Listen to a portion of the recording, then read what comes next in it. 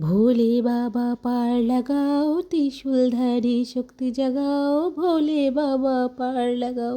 Bomb bomb Tarak bomb, ভোলে bomb Tarak bomb, Har Har Mahadev, জয় শিব শম্ভু। গতকাল নীলের উপোস ছিল, আর এই ভিডিওটা গতকাল তোলা, কিন্তু গতকাল আমি পোস্ট করতে পারিনি।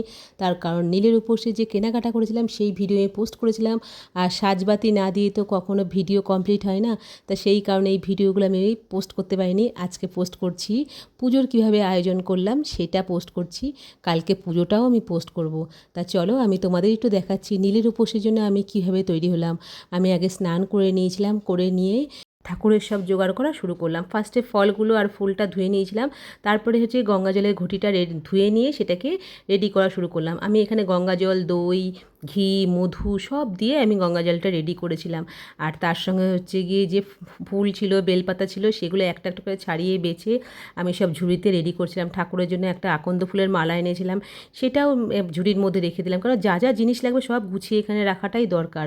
আর জানো তো বন্ধুরা, গঙ্গা জলটা রেডি করার পরে মিষ্টি রেখে দেওয়ার পরে আমি যখন সিঁদুরের ফোঁটা গোটা ফলে লাগাতে গেছি না, তখন দেখছি আমার সিঁদুরটা গোলা সিঁদুরটা ফুরিয়ে গেছে।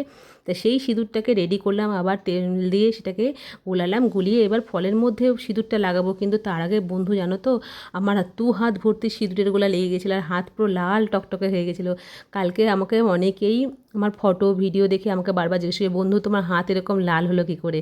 তা আমি সবাইকেই কমেন্টসের মাধ্যমে বলছি, আবার এই ভিডিওতে বলে দিচ্ছি, দেখো এখনও কিন্তু আমার হাত একদম পরিষ্কার, এরপরেই আমার হাতটা কিন্তু লাল টকটক হয়ে যাবে। আর এখানে আমি তোমাদের একটা একটা করে ফুল দেখাচ্ছি, দেখো নীলকণ্ঠ ফুল, শিবের পুজো করব, বেলপাতা, আকন্দ ফুল, নীলকণ্ঠ ফুল থাকবে না তাই কখনো হয়? শিব ঠাকুর কিন্তু একটা বেলপাতাতেই সন্তুষ্ট, জানো তো বন্ধুরা।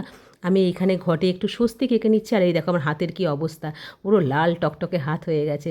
এবার বুঝতে পারছি তো যে সিঁদুর লেগে আমার হাতটা এরকম লাল হয়েছিল। যারা যারা কালকে কমেন্টস করেছে তাদেরকে আমি আজকে ভিডিওর মাধ্যমে দেখিয়ে দিচ্ছি যে আমার হাতটা এরকম হলো কী করে। এই দেখো আমি ফলে সব সিঁদুরের ফোঁটা লাগিয়ে নিচ্ছি, আর এখানে সব রেডি করে, জানো তো বন্ধু, আমি 3বার মন্দিরে গেছি, গিয়ে দেখছি এত ভিড়, আমি পুজো দিইনি, চলে এসেছি। তারপরে যখন আমি লাস্টবার 4বারে যখন যাচ্ছি যে এবার আমি দিয়েই আসবো, ঠাকুরের মাথায় জল ঢেলে আসবো, তখন দেখছি পুরোহিত মশাই পুজো কমপ্লিট করে চলে আসছে। তখন আমার সাথে রাস্তায় দেখা হয়েছে, বলছি তুমি এখন যাচ্ছ? তা আমি বললাম যে হ্যাঁ আমার এখন সময় হয়েছে। পুরোহিত মশাই বলছে এখন তো আমি চলে আসলাম। বললাম ঠিক আছে, আমি নিজের মতন গিয়ে বাবাকে পুজো দিয়ে আসবো। বলে তুমি চলো আমাদের বাড়িতে, সেখানে গিয়ে শিব ঠাকুরের মাথায় জল ঢালবে। তা ওনার বাড়িতে গিয়েই পুজোটা কালকে আমি করেছিলাম। তা সেই ভিডিও আমি করেছি, তোমাদের অবশ্যই দেখাবো। আর আমার এই জোগাড় তোমাদের কেমন লাগলো, এই দেখো আমি তোমাদের 2 হাত দেখাচ্ছি, কী অবস্থা দেখো আমার 2 হাতের। তা যাই হোক বন্ধুরা, তোমরা তো জানলেই যে কী করে আমার হাতটা এরকম হয়েছিল। তা সববার ভিডিওটা কেমন লাগলো অবশ্যই জানাবে, তোমাদের সুন্দর সুন্দর মতামত পেলে আমারও খুব ভালো লাগবে।